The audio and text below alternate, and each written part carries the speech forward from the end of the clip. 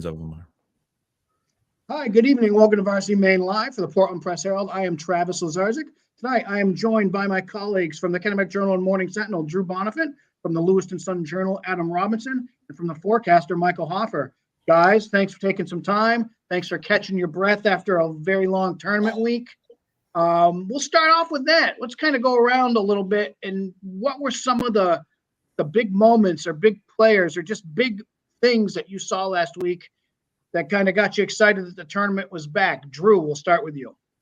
I mean, it's got to be the crowds that were at the Augusta Civic Center for the games with the Nokomis basketball team and Cooper Flag playing. I mean, I've never seen a crowd there before. I kept looking back behind me as the fans were filling in to see just what it was turning into. And then right when they were tipping off for the Brewer and Nokomis game, I looked back and all the way back to even the gray bleachers in the back where you never see people sitting. Those were packed shoulder to shoulder. And it just goes to give a visual element to the Nokomis hype and the Cooper Flag hype and everything. We've talked about it, not on and on for months, and now we got to see that this is really a real current in the state. And then it was to see those teams play and to see Nokomis in particular, how they played that Brewer team, a Brewer team that just dissected a really good Skowhegan team in the previous round. It's a 2-point game at halftime, and then Nokomis does what they do with so many of their opponents, just hit the gas and ran away in the third quarter with Cooper leading the way. And it's impressive to see a team that's played with so much pressure on them and so many expectations that they're trying to live up to, be able to thrive under those circumstances with sophomores and freshmen playing key roles. It was cool to see a team deliver that everybody was looking to see come through in a big way. Adam, how about you? Well, I did make the trip for one of the Nokomis games, and I can back up what Drew's saying. The crowd for the Nokomis games are just extraordinary, and there's been talk on Twitter about if Saturday's Class A state game with Nokomis and Falmouth is going to rival what Caribou did in I think 2019 or 2018. It should be really fun. They're a really fun team to watch. But from my coverage area, I think it's the Oxford Hills Vikings. They had the game of the tournament that I saw with Edward Little in the AA North final. Tegan Pelletier, who I'll have a story on the Sun Journal website tonight and in the paper tomorrow on, who's just been lights out this tournament. It's his second game winner of the tournament. He with at the buzzer basically ran up with 7 seconds left, got the outlet pass, ran up, pulled up with 10 feet away and hit that jumper that you see right there on Edward Little to advance Oxford Hills to their first state title game since 1990. And they're just a really impressive team. They got Colby Dillingham, who's 6'10". They got Tegan Pelletier, who's scoring 17, 18, 20 points a game. They've got a bunch of different assets in that team, and they're going to run into a really talented South Portland team that took care of Thornton with obviously JP Estrella, who's the other really big name of this Maine basketball tournament. So to me, they've just been the most impressive team from what I've seen, and it's been a joy to watch, and I'm excited to see how they do on Saturday. Michael, how about you? Yeah, I think for me, just being back in the expo, not only having the crowd, which is great, but in some cases seeing people I haven't seen in a couple of years. Some of the people that work there, some other media, some of the teams from outside the coverage area. It just really kind of brought it all home and made it feel quote unquote normal again. And yes, everyone still had to wear a mask, and we still have to get through that obstacle. But for the most part, it's about 90% back to normal. And there were certainly some memorable games. I think for me, what I'll remember most about tournament week was Saturday, the last day. Since the snowstorm hit on Friday, everything got crammed into Saturday. And in Portland, that meant 4 games at 2 different locations. And actually, my Saturday started at 10 a.m. in Augusta. Came back to Portland for 2 games at the Expo in the afternoon, and then over to Cross Insurance Arena for 2 games at night. I think I finally caught up on sleep from that, but it's just wall-to-wall basketball, regional finals, so there was high drama, lots, very high stakes, some great individual play. No one thought the Greeley girls were going to get to the state game this year, and I think halfway through the season, probably people outside of Cumberland, North Yarmouth, there weren't many that would have thought that was possible. But, you know, Chelsea Graver is one of the best players that no one talks about. She had a phenomenal regional tournament. So kudos to them. The Falmouth boys were the clear favorites in Class A South all year. We're finally going to find out Saturday just how good they are. And I think they're really good. And I know a lot of people think Nokomis is just going to come down here and cruise, but I would caution them against that because I think Falmouth's really good. The Yarmouth boys I've been following since opening night. You know, they won their first regional title in a decade. And then, you know, Cheverus going to the States for the first time. How exciting is that? And then South Portland, they're 30 years and counting since their last gold ball. And they have a great chance to end that drought Saturday night. But Adam, as you mentioned, that Oxford Hills team, you know, they've got some stardust sprinkled on them this season, and they've had some dramatic results. And that's going to be a heck of a game, which of course will bring the curtain down on everything Saturday night. We're going to talk about all of those state games in a little bit, from Class D right up to AA. But first, we have some athletes of the week this week. None of the basketball players, because we're going to be certainly giving them a lot of attention this week. But we do have athletes in all the other sports, so we're going to get to that right now. On Monday, Leah Landry of Lewiston was named the winner of the Becky Schaefer Award as Maine's top high school senior in girls hockey. Landry scored 30 goals this season, including 2 in the state championship game over Scarborough to lead the Blue Devils to the state title. Andrew Christie from Falmouth Alpine Skiing, he's a senior, and he earned individual titles in the slalom and giant slalom at the Class A Alpine Championships at Black Mountain. Sarah Hare from Wyndham Alpine Skiing, the senior, captured the girls' slalom title during the Class A Alpine Championships. A day earlier, she placed 6th in the giant slalom. Zach Berry from Scarborough Boys Track. Berry won the mile in 4 minutes, 22.02 seconds in the 800 meters and 1:59.89 at the Class A Indoor State Championships. He was also runner-up in the 2 mile as Scarborough Boys won their 6th consecutive title. Kennebunk sophomore Campbell Moore was named the performer of the meet at the girls' Class A swimming championships after taking state titles in the 200 freestyle at 1 minute 58.38 seconds and the 100 freestyle at 54.12 seconds. Bryson Kowalski from Mount Ararat Wrestling, he won his 3rd state championship, this one at 126 pounds, at the Class A state meet to help the Mount Ararat Brunswick co-op team win its 2nd consecutive state title. Kowalski also won state championships as a freshman and sophomore. He missed out as a chance as a junior last winter because the wrestling season was canceled. Emma Charles from Mount Blue Nordic Skiing. Charles won the girls' classical and freestyle races at the Class A championships for the 3rd time in her career, leading the Cougars to their 2nd consecutive state championship. Charles also qualified for the Junior Nationals, which will be held in Minnesota this weekend. Abdi Rizak Abukar, and I hope I got your name right, Lewiston Indoor Track and Field. He won the boys' 55-meter dash at the Class A state championships. He also placed 2nd in the 200 and the 400. Jack Pillsbury of Scarborough was named the performer of the meet at the Class A swimming championships on the boys' side. Pillsbury took individual titles in the 200 IM at 2 minutes, 0.12 seconds, and 100 breaststroke at 1 minute, 0.07 seconds, and helped the Red Storm take their first team state title. Maddie Ripley from Oceanside Wrestling. The sophomore became just the 3rd girl in Maine high school wrestling history to advance to the championship match of a state meet when she made it to the finals of the Class B state championships before losing to Madnock Academy's Deegan Tidwell in the 113-pound weight class. York's Matt Charpentier broke a 43-year-old record in the shot put at the Class B indoor state championships, throwing 56 feet, 6 1/4 inches to help the Wildcats win the team crown. And finally, Sean Doyle from Gardner Boys Hockey. He's a senior goalie, and he made 43 saves, including 7 in overtime, as the 8th-seeded Gardner Tigers rallied to upset top-seeded Messalowski in the Class B North quarterfinal on Wednesday. So congratulations to all. Now, guys, let's focus on the state championships in basketball. We'll just go right, starting from the small schools to the big with the Class D girls. This is going to be Saturday afternoon at the Augusta Civic Center. We have Southern Aroostook, who's 21-0, versus Seacoast Christian, who's 13-6.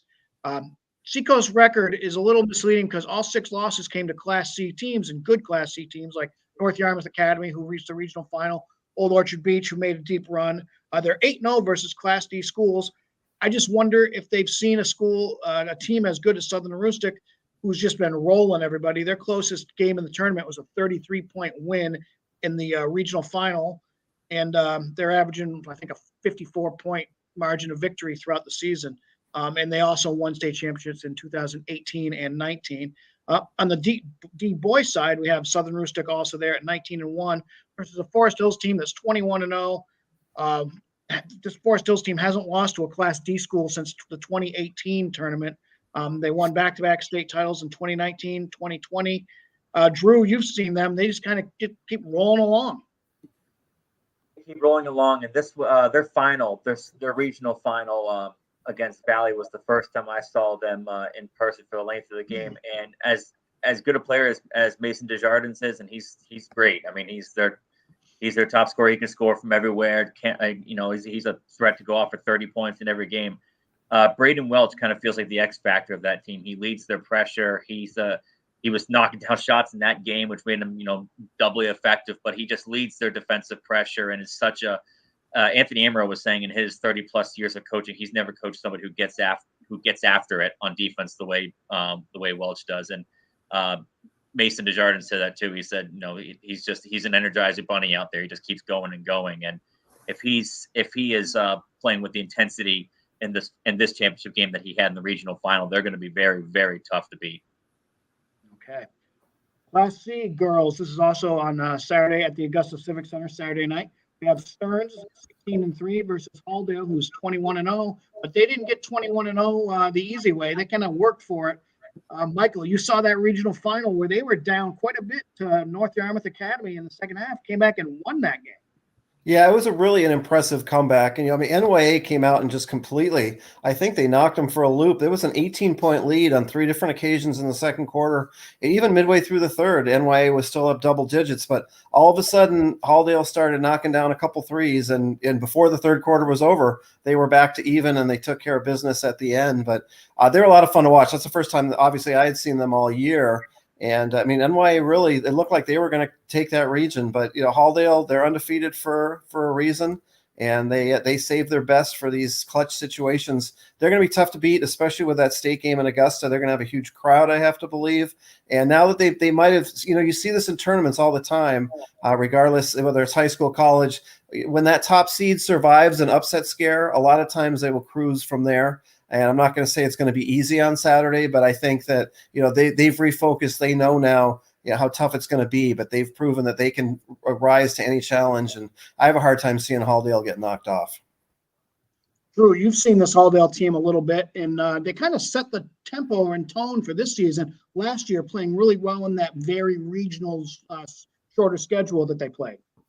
Yeah, this has been coming along over the years as they've been having. As they've been taking this core throughout. Now you have seniors on the team who have played since they were freshmen and juniors who have played since they were freshmen, and so it's a lot of continuity with that team. And I think you just see it in the way that they play in terms of if they fall behind, they don't freak out and just start compounding mistakes and everything. They've had slow starts in all 3 of these games, and they've been able to come back and win. And they just seem to be adding parts of their team. Amanda Trepanier, who was a bench player or a reserve for them for a lot of the season this year, has emerged as kind of their best outside shooter.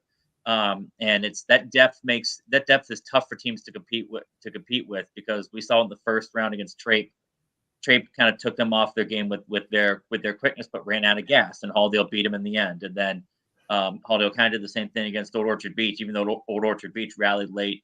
And then I didn't see that NYA game, but it sounds like that was kind of the same story there. So Stearns, if Stearns is ahead after the first quarter, they shouldn't feel like they've landed a haymaker on Halldale because they're going to have a pushback in the second half. That's for sure. Okay, in the Class C boys final will be Dexter. They're 16-5 versus Deergo. They're 17-5. 2 teams that kind of had to rally to win their regional final. Both were down, and Dexter knocked off not just number 2 George Stevens Academy in the regional final. They had knocked off number 1 Fort Kent to get there. But Adam, tell me about this Deergo team. They came back and rallied to beat Monmouth. What have you seen from them this season? Yeah, well, Drew, you said it in the girls' game. If you think you have the haymaker blow, you might be mistaken, because this Dexter team that played Monday to make it to this game is pretty impressive. But this Deergo team I've written about a little bit. Charlie Houghton, who is their football quarterback, really talented on the football field, but maybe more talented on the basketball court. A 6'4" forward. He can score from all 3 levels, and that's something that he really has worked on. The 3-point game, his mid-range game is really solid, plays defense. And I've got a story coming out on Saturday about Trent Holman and Trenton Hutchinson. They're two guards who are both about 5'9", but average about 3 steals each a game, and are really the thing that gets them going. They break out into transition off of them, off the steals that they make, and Trenton goes on the other team's best player and tries to lock them down. And they're just a team. They have 7 juniors who have all kind of grown up together since 2nd, 3rd grade, been playing the same sports together. You could see the chemistry on the football field, and they kind of all brought it to the basketball team. And they're just a really well-rounded group. They've got pieces everywhere. Big men. Their center is Wyatt, who's a senior. He's a really good golfer. That's the only reason he's not on the football team, but he's a really big part of that team. And they're going to be a tough out. They took care of Mount Abram. They won a grinder against Monmouth, and they took down Carabec with the help of a big Charlie Houghton game and a big Trenton Hutchinson offensive game. So they got a lot of ways they can beat you, and they're really confident going into this Class C game here. Both those Class C games should be pretty good. Yep. Class B, these games are going to be Friday night at the Cross Insurance Center in Bangor, starting with the girls' game. We have Herman, who's 19-2, versus Oceanside, who's 19-0. Herman's back in this game after losing to Wells 2 years ago. Michael, you and I both saw that Oceanside team win against York. York made a little rally in the fourth quarter, but Oceanside managed to hold them off. And for all the attention that Cooper Flagg is getting as like the super freshman in the state, Bailey Breen is that on the girls' side for Oceanside. In that regional final championship game win over York, she had 19 points, 20 rebounds. She kind of makes this Oceanside team go, right, Michael? She does, and it's hard to believe she's a freshman. I mean, you watch her out there. She looks like a senior. She plays like a senior. She's very poised, and her team just feeds off her. And I don't think, a lot of people in the Portland area heading into that regional tournament, I think all eyes were on Wells for good reason as the defending champ. And then, York came out of nowhere and knocked off Wells. It looked like they might come out of the region, but Oceanside did just enough to hold on and win that game. It got a little hairy at the end, but they're looking really, really strong heading into that state game. And I think a lot of people up in the Bangor area are really going to enjoy watching them tomorrow night. The boys' game in Bangor tomorrow night in Class B is Ellsworth 22-0, taking on Yarmouth, who's 19-3. Kind of a contrast in styles that Yarmouth only allows 36.5 points per game. They haven't faced an offense like this Ellsworth team that has a couple guys averaging around 20 points in Chance Mercier and Hunter Curtis. And this Ellsworth team averages just under 12 steals a game. They like to get the ball in transition and go. Michael, you've seen this Yarmouth team quite a bit this year. They seem to find the right defensive style for every opponent. They do, and they pride themselves on tweaking their defensive game plan every single game, and that's something they talked about heading into the regional final the other day. It might take them a quarter or two to figure out exactly what they want to do, but yeah, I don't think you're going to see Ellsworth going off for 70, 80 points tomorrow. That's just not what Yarmouth allows you to do. The big question for me is, how's Yarmouth going to adapt? They played 3 games at the Expo, so they got very comfortable there. How are they going to adapt up at the Bangor Auditorium or the new Cross Insurance Center up there? Peter Saihajas has had a fabulous season. He battled some foul trouble in the regional final, but he's a big game performer. Maddie Waldner's as good a point guard as you'll find. He's got a great first step. If he can get into the paint and get some easy baskets, look out. The secret, really the key for Yarmouth is who's going to step up and be their third scorer. The other day in the regional final, we saw Stevie Walsh, a.k.a. Stevie Wonder, step up and hit those 5 threes. If he's shooting like that, they have a great chance to win. It's been other guys in other games. You never know who it's going to be. Cole Snyder did it in the quarterfinals. Quinn O'Meara with that huge 3-point play late in the win over Madomic Valley the other day. They're going to have a third or a fourth scorer step up to win tomorrow night. But ever since opening night when they beat York in overtime, this has been a special Yarmouth team. It's been a decade since they've won it. I know they're going to go up there very confident. But boy, I mean, they've got their hands full. It's going to be, like you said, it's going to be a very, very compelling clash of styles there. I'm glad you mentioned that they're a chameleon-like defense, because you can go online at pressherald.com right now and read a story that I wrote about this defense that Yarmouth has played all year. So sneaky plug. Class A girls in the Cross Arena in Portland on Saturday afternoon. We have Skowhegan 21-0 versus Greeley, who's 16-4. Skowhegan hasn't been here since 2010. Greeley won back-to-back state titles in 2018 and 19. Drew, when you talk about Skowhegan, you have to talk about who I think is the favorite for Miss Maine basketball, J.C. Christopher.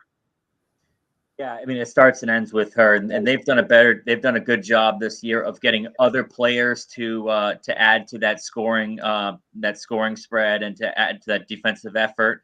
They're not just JC as much as they were in years past, and I think that's what's allowed them to be 21-0 with, Class A's best ranked offense and best ranked defense. But it does start and end with JC. I mean, she's the she runs the show on offense, distributing or shooting. She kind of gauges the defense when she's bringing the ball up. And on defense, she's just disruptive. It can grab rebounds, pick off passes. She's just a really good two-way player, and she just lifts everybody else up. She finds people for easy baskets, open looks. She's not somebody who needs to score 25 points to be effective. She will score 25 points because she's so good at creating space and making her shot.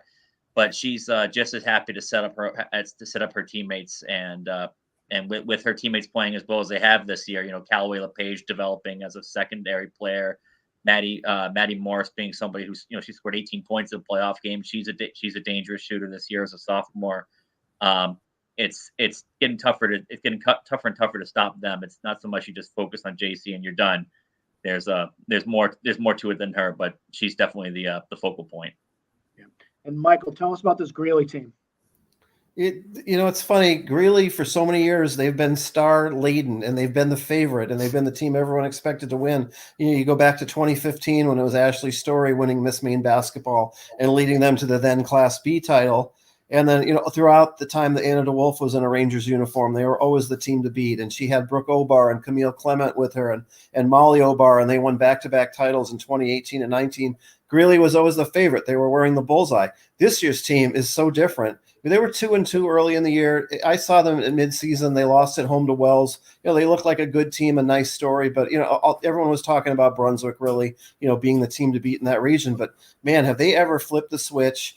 Chelsea Graver, as I alluded to earlier on the show, she's as good a player as you're going to see. She hasn't gotten a lot of attention until the tournament. I think people are really starting to recognize how special she is. She's going to go play at Stonehill next year. Sophia Ippolito's hit some big threes for Greeley during the tournament. And more importantly, she tends to play defense against the other team's best player. She's done a good job shutting down some of the best players in Class A South. Kayla Delisle is going to have to play a big defensive role, I think, on Saturday against Skowhegan. And then you have some secret weapons. There's a girl named Greer Wright who came off the bench the other day. I hadn't seen her play once this season. She hit a big three against Brunswick, made a big free throw late. So, I think Greeley's really relishing the fact that they have nothing to lose. Nobody's really picking them. I think they're loving being the underdog. They've got a tall task though, beating Skowhegan. I think they're really going to have their hands full in that game. But if last week, if the regional tournament proved anything, it's don't bet against these Rangers. And in Class A boys, this game that's probably the most anticipated state game in years, regardless of class. This Nokomis team that everyone's been talking about for a long time, they're 20-1 versus Falmouth. They're 19-2. Falmouth last won a state title in 2016. Drew, this is the first time Nokomis has made the state game. Tell me something new about Nokomis. We've talked about the flags and all this stuff all year. What can you tell us that's a little different about what is this team doing to succeed? Well, I think their defense is a big thing that drives them. They're not a team that wins, that plays in shootouts all the time. They can score, but they can also hold teams down. We saw, and what they did against Brewer last week was just textbook. Like I was saying at the start of this airing, was Brunswick just completely took apart a good Skowhegan team with a dribble drive offense that I heard coaches say was the best that they'd ever coached against. And they go up against Nokomis, and Nokomis just shuts it down. And yes, the flags are a big part of that because of and Cooper in particular, because of the instincts and everything. But it's just, there's a lot of buy-in with that team and everybody working well together.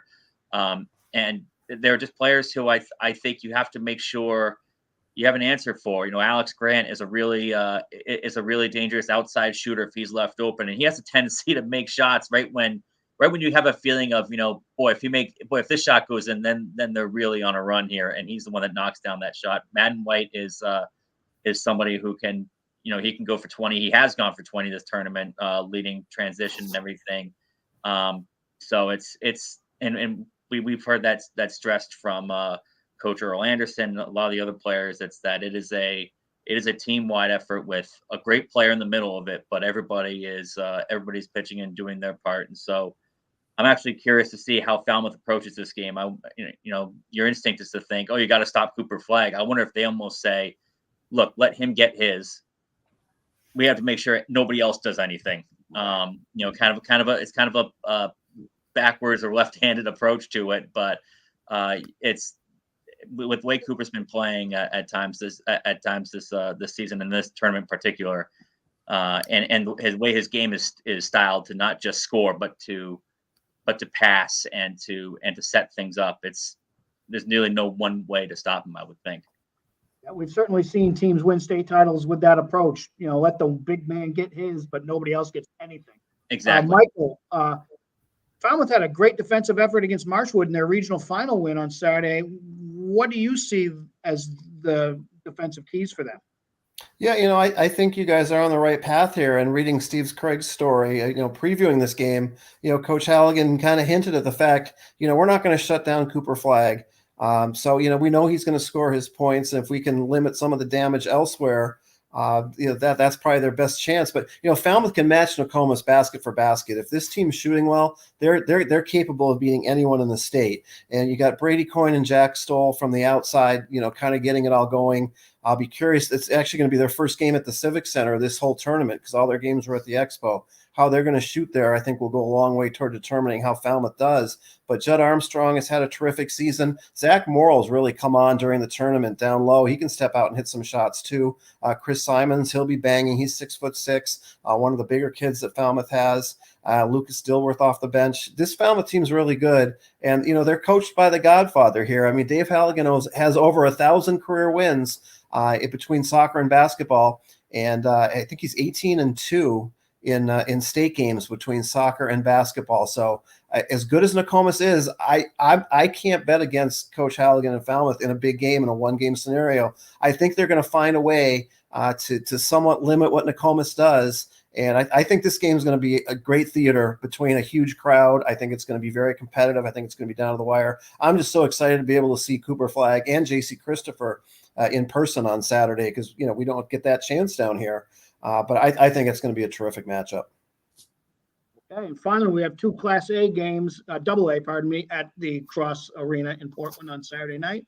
The girls' game, Chevers, who's 17-3 and making their first appearance in the girls' state championship game, versus Gorham, who's 18-3. Michael, what can you tell us about these guys? Well, Chevers, before Billy Goodman took over, they won 5 games 4 years ago. And, he won 3 state titles at Macaulay. It's not a surprise to see Chevers getting to a state game. But there were some challenges for this team this year. Their standout player, Maddie Fitzpatrick, missed half the regular season with a wrist injury. They had a COVID pause for 3 weeks. It hasn't always come easy for them. And Chevers wasn't the top seed going into the tournament, but their defense was unbelievable in that regional tournament. They held Hampden Academy to 5 first-half points in the semifinals. And then even they got off to a slow start against Oxford Hills in the regional final, but they completely turned it on from there. And it's not just Fitzpatrick, it's Emma Lazat, and then they have 5 terrific seniors who have really come on and contributed probably more than their coach's wildest dreams this year. Maeve Kelly and Haley Jordan and Emily Bontibus. I know I'm missing a couple here. Lily Singleton and Julia Kratzer are the other 2. They hit some big 3-pointers. Emma Lazat's great finding open shooters out of the post. And I think, Chevers is ready for this moment. It could be a first for them, but, Gorham looked pretty solid in that regional final against Scarborough too. They shot lights out. They're used to playing at the Civic Center now. It's going to be a great matchup. The teams actually, even though they're both SMA teams, they did not play in the regular season. They did play in the preseason. So Gorham's going to come into that game with plenty of confidence. And I think that's another one that's going to be a battle down to the wire. If Anna Nelson and company are on, it's very possible that Gorham can find a way to deny Chevers that first title. But, I think Chevers' chances to win that first gold ball are very good. Okay. And finally, the last game in Portland on Saturday night, the boys AA final between Oxford Hills, who is 18-3, and South Portland, who is 20-1. Adam, you've seen this Oxford Hills team just come up big game after game here in the tournament. What do they got to do it one more time against South Portland? Yeah, so I talked to Oxford Hills coach Scott Graffam yesterday, and he was talking about how they know their defense is good. They're confident in that. They know that JP Estrella for South Portland, who has a bunch of D1 offers, and they keep rolling in, and Jalen Jackson, their point guard, are both really talented, but they're very confident in their defense. He was saying it's up to their offense to find a way to score on them. Thornton Academy is South Portland's only loss this year, and from what I've been told, they kind of let JP get his, kind of like what we were talking about earlier with Nokomis. They let JP get his and stopped everything else, and Thornton was able to win in the regular season against South Portland. Now South Portland came back and beat Thornton in the regional final to get here. So it's going to be up to if Tegan Pelletier can continue his hot play, if Colby Dillingham, shown there, the 6'10" senior center that Oxford Hills has, if he can be effective and stay out of foul trouble. The defense of him and Isaiah Ofiero is really strong.